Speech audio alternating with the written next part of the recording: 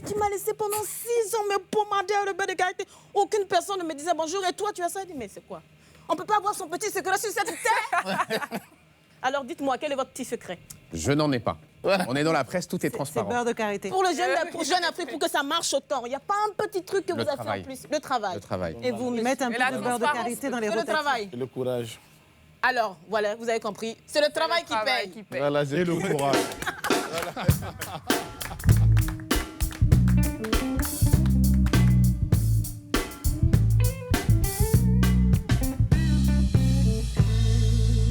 C'est une belle leçon, ça, d'Amoutati. Seul le travail paie. Le travail, c'est l'actualité du CEO Forum. On vous l'a dit, 20 et 21 novembre prochain, du côté de Genève. Ce sont les plus grands chefs d'entreprise, CEO du continent, qui vont se retrouver. Et ceux venus d'ailleurs. Amir Benyamed est avec nous pour nous en parler. Il y aura des conférences thématiques qui seront présentes et qui seront exposées. On a parlé également de l'intégration régionale. Ça fait quand même pas mal de temps qu'on en parle, de cette thématique de l'intégration régionale. Quand vous remettez les pieds dans le plat par rapport à ça, c'est que d'une certaine manière, vous vous impliquez. On a l'impression que c'est presque une charte à suivre, peut-être un jour, pour des gouvernements. On essaye, à l'issue de ce forum, on va essayer de faire un livre blanc des recommandations des chefs d'entreprise pour arriver. Il y a une échéance qui a été fixée. Un livre blanc en Afrique, ça ne va pas marcher. Oui. Il va dire pourquoi ils n'ont pas fait un livre noir. Il y a une échéance qui est 2017, qui a été fixée par l'Union africaine, pour laquelle chacune des régions économiques doit être arrivée au libre-échange et à la libre circulation. On en est très loin. Et donc, il y a encore beaucoup de travail à faire et on va essayer de peser du plus possible pour orienter les politiques publiques dans cette direction. Et vous avez parlé du rôle de la femme qui est très important. Vous l'avez vu d'ailleurs sur ce plateau. Elles seront forcément représentées. Là-bas, on a parlé de la ministre nigériane des Finances et de beaucoup d'autres. Sur la page Facebook aussi, n'oubliez pas, en un clic, l'adresse va s'afficher sur l'écran. Nous envoyer vos clins d'œil et vos coucous.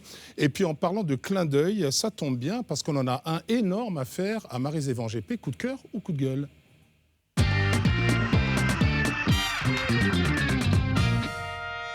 Je vais te chanter une chanson. Elle sourit. Donne du rhum à ton homme. Tu connais pas ça? Oh, mais moi, j'aime bien.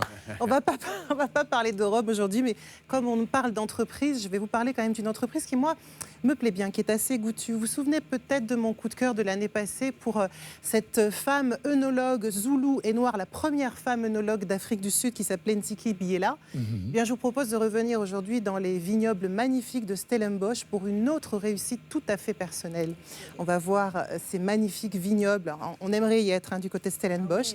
C'est donc en Afrique du Sud que les Rangaka, seuls noirs à la tête d'un vignoble, et oui, sont parvenus à se faire un nom dans un domaine qui est pour la plupart du temps réservé aux Blancs. Voilà, puisque les Noirs ne possédaient pas la terre jusqu'à assez récemment. C'est un pari absolument audacieux et une réussite familiale sans précédent pour ces nouveaux viticulteurs qu'on va voir attabler devant leur vignoble. Le nom de leur maison...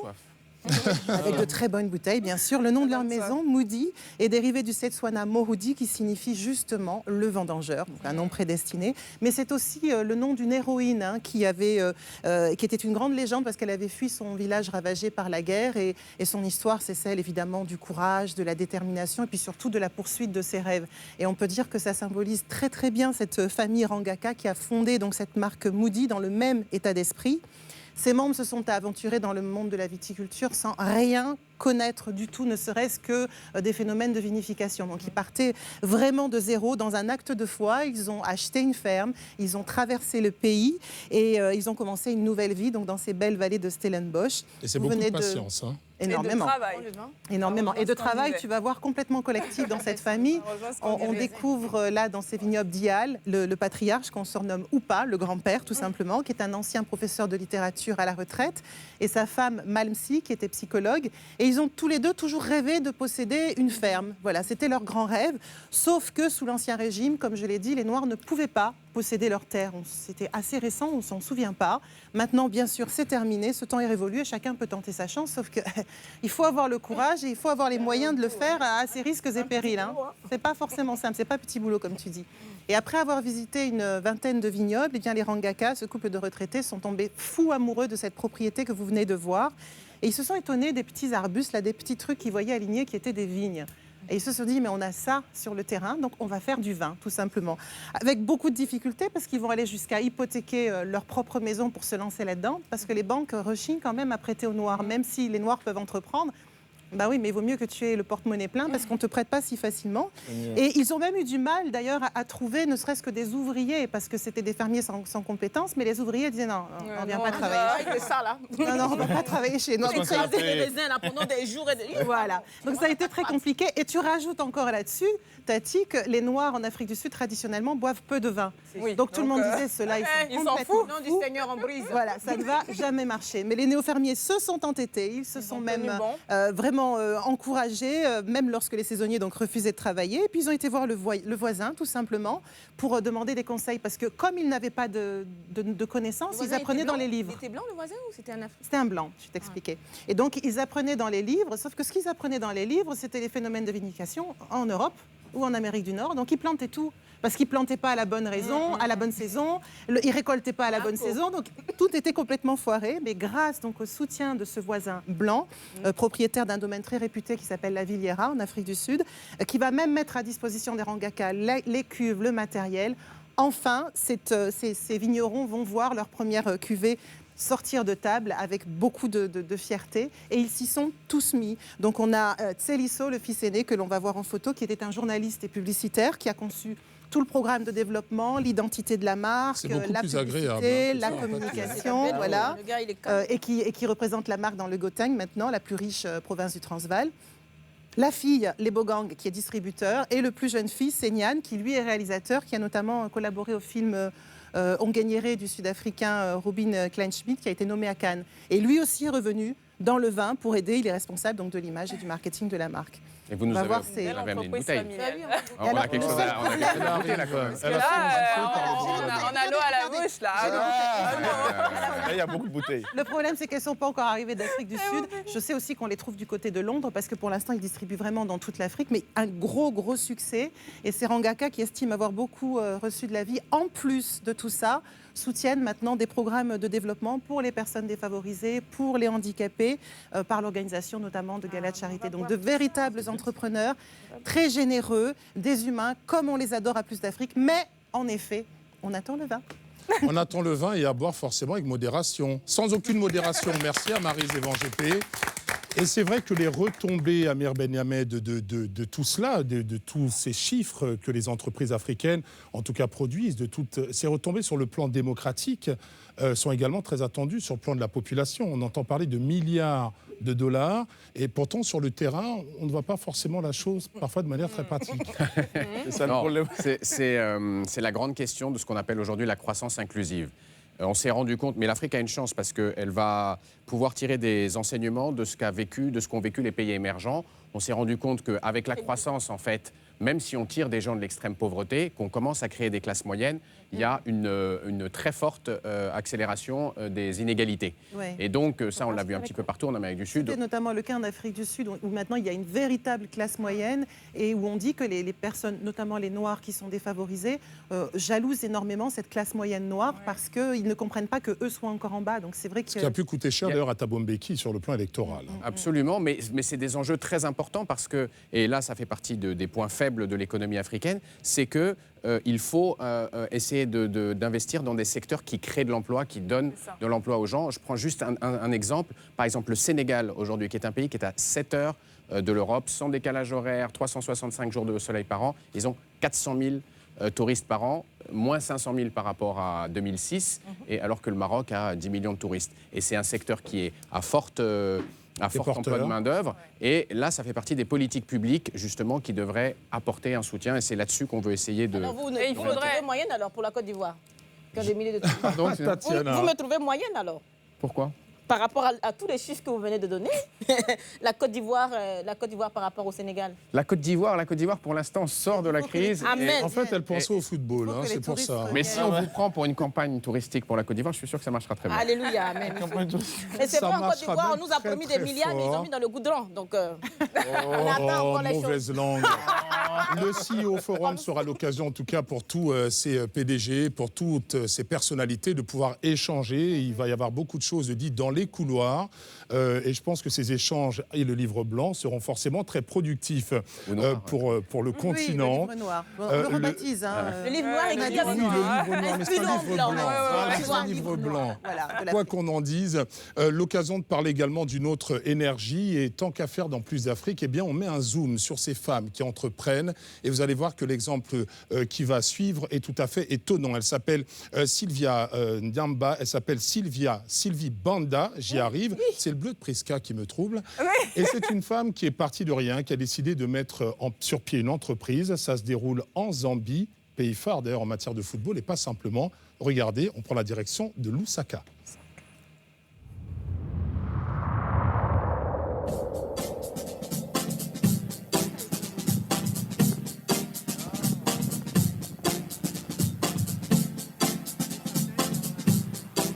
I'm a caterer by profession, and it has always been my dream that I should come up with my own establishment. Silver Catering was born in 1986, and we started with the feeding of the public and also the outside catering somewhere there. And after growing it up to a certain level, we decided to introduce the training.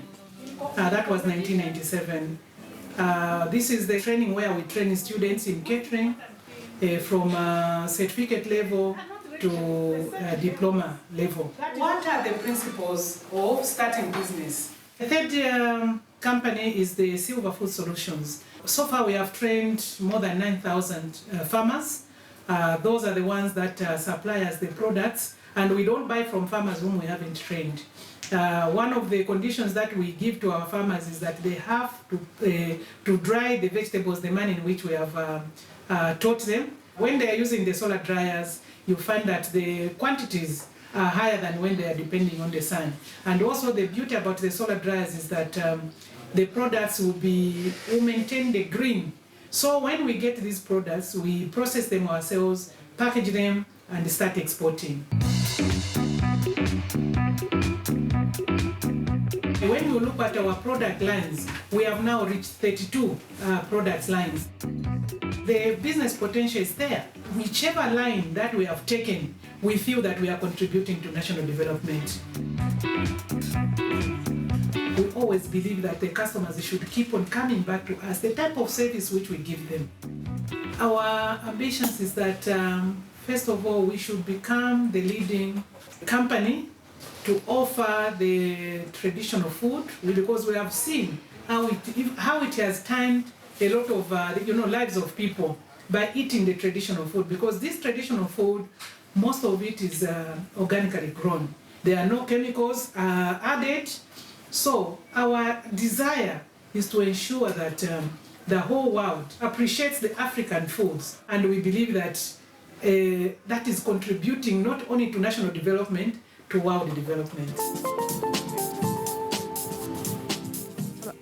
Bravo à Sylvie Banda, une belle initiative. Depuis la Zambie, depuis Lusaka, le rôle de la femme très important. Elles seront présentes au CEO Forum qui va se dérouler à Genève les 20 et 21 novembre prochains. On est en plateau avec Amir Benyamed pour en parler. On est également en compagnie de Vieux Farka Touré dans le dernier album enregistré donc avec Idan Rachel, s'appelle The Touré Rachel Collective. C'est The Tel Aviv Sessions et on va revenir et le disséquer en second volet d'émission. Mais d'abord, c'est Vieux Farka qui nous enjoue en musique. Écoutez.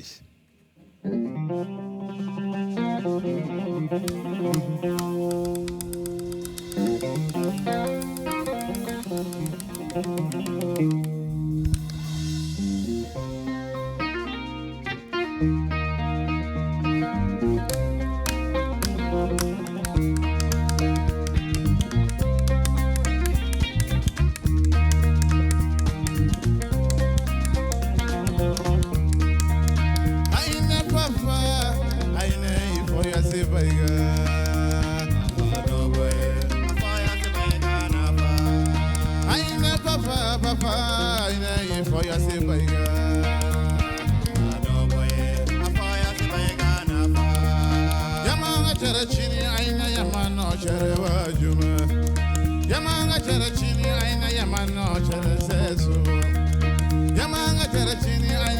gurmagai fome aine ai kaino aine war gurma moena aine ai bero aine war gurma moena aine ai nyawa aine war gurma moena yamanga charachini aine yer gurmagai fome yama furiengo yame aine yama furiengo yame yama furiengo yame aine yer gurchi fome